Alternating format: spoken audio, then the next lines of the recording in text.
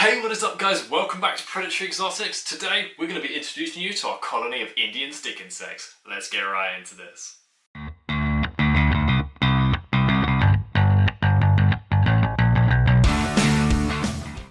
So, we purchased these guys about a year and a half ago from Hastings Reptile and Aquatic Centre.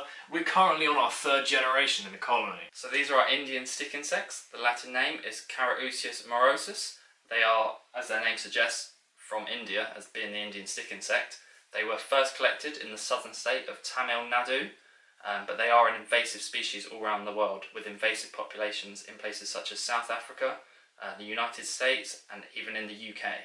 Indian stick insects range from green to brown in appearance. They also have an average length of about 10 centimetres. Now, they have an average lifespan of about 6 months to 12 months. They achieve this by molting their exoskeleton until they achieve a red coloration on their front legs. Now, if any of the Indian stick insects lose any limbs due to a poor molt, or maybe another one in the colony rips it off, they're actually able to achieve regrowth in their legs in the next molt. Indian stick insects will eat a variety of different vegetation in captivity. They can be fed ivy, hawthorn, rose, hazel, privet, and as you can see in here, we feed them bramble. We simply just go across the road or to our local park, cut off some bramble and put it in the oasis provided.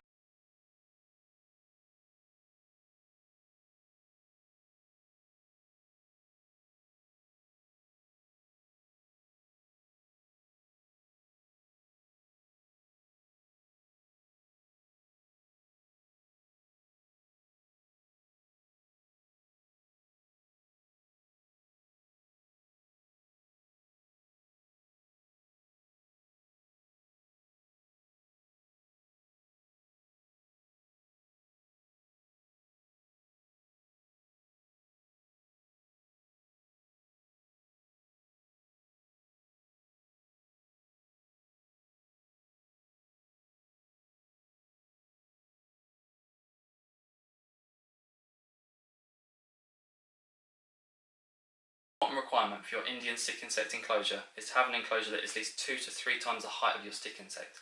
This ensures that when they molt, they can hang down from the top and have a nice clean molt. Our bramble is kept in oasis and there is an LED on top. This means we don't have to change the bramble as much and we only have to change it once a week. The substrate is partially bioactive. It has dwarf tropical grey wood lice, giant orange tropical wood lice and springtails. This ensures that it keeps the substrate nice and clean when any waste and the broken leaves all broken down nicely. Heating is not necessary, but it may be required. If your temperature keeps dropping below 20 degrees, you may want to invest in a heat mat or a heat bulb. As you can see here, we use a heat bulb to keep the temperature around 20 to 24 degrees. But the main factor is the humidity, and it must be kept between 75 and 85% humidity. This can be simply achieved by spraying down the enclosure every day or every other day. This will also help them have a nice clean molt, but they also can drink the droplets from the leaves or the side of the enclosure. So if you're looking to keep Indian stick insects, there's a few different options for you. You can keep it in a semi-elaborate setup, just like this. You can keep it in a plastic container, just like this, which would simply have just paper towel at the bottom that's moistened down, your oasis and bramble, and you can keep something small as a nymph just in a pot like this. So if you guys are looking into breeding exotics, this might be the perfect starting place for you. So Indian stick insects reproduce by parthenogenesis, which means all of them are female, and they lay fertilised eggs or ova.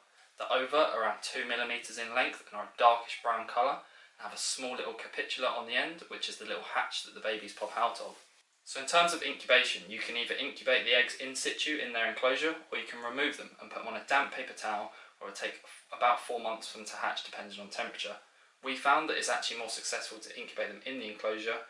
You can either keep the nymphs or babies in this enclosure or separate them into a slightly smaller enclosure. A colony of Indian stick insects can lay several hundred eggs in their lifetime. Now, you've got to know what to do with these babies. We ourselves donated to a local zoo and local schools. So the best way to pick up an Indian stick insect is to gently coax it onto your hand. This is because they have small hooks just on their feet and they will attach to any of the branches provided. The easiest way to pick up a baby is to use a small pencil, as they're very small and you can easily injure them with your fingers. Now, we do recommend that you have adult supervision whilst doing this, as because of their fragile nature, they can easily tear off any limbs, especially if they're an adult, they won't be able to regrow.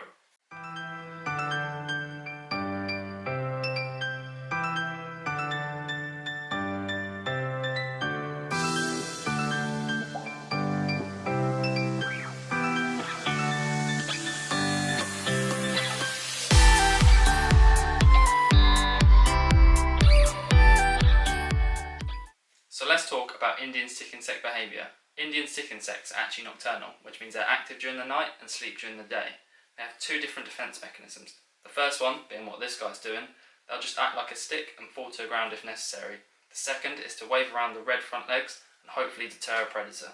So, in conclusion, the Indian stick insect is a great pet for kids, being the setup so cheap as £15 to £100 and only costing £2 each, and feeding is basically free.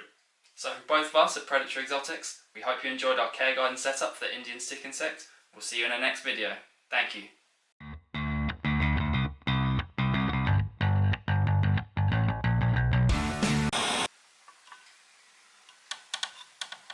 That was bad.